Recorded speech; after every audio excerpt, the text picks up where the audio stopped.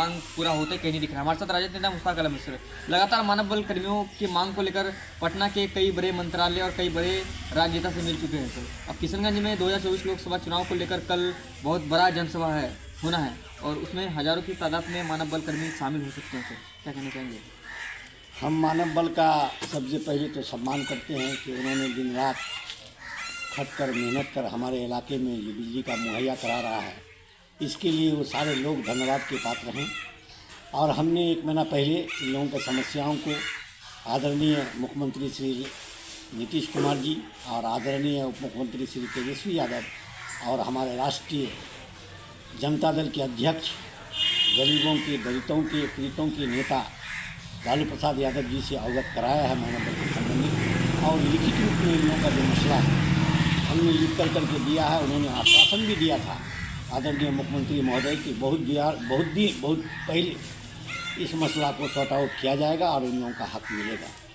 रहा कल का बात को लेकर के पूरे प्रदेश से हमारे राष्ट्रीय अध्यक्ष के एक स्तंभ भोला यादव जी, अब्दुल बारिक सिद्दीकी साहब और मंत्री मंसूरी साहब, शहनवाज साहब, अंजार नईमी साहब, सऊद साहब, इजहार एसपी साहब और प्रदेश के हर एक सेल के अध्यक्ष आ रहे हैं।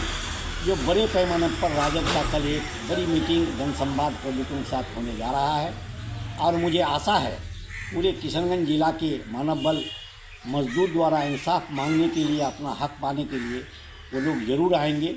और इन लोगों का मसाइल को हम बेहतरीन और हमारे जिला अध्यक्ष बड़े भाई कमरुल्लाह साहब पूर्व एमएलए और राजद के जितने चाहने वाले एमएलए वर्तमान में हैं, जो पूर्व में भी हैं, उन लोगों की द्वारा मानव बल के मसाइल को बहुत बलपूर्वक हम लोग उठाएंगे और उन लोगों का समस्याओं को दूर करने के लिए यथावत कोशिश करेंगे।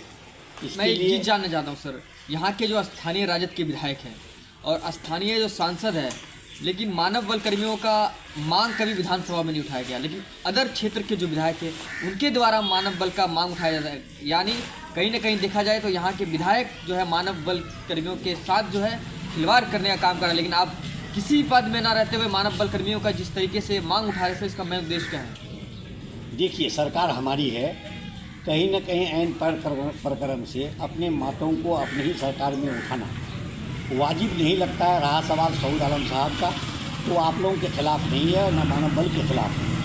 इसलिए कल वो भी रहेंगे और मुझे आशा है कि आप लोगों का बात को उनके द्वारा भी उठाया जाएगा, ये उम्मीद मैं आप लोगों को दिलाता हूँ।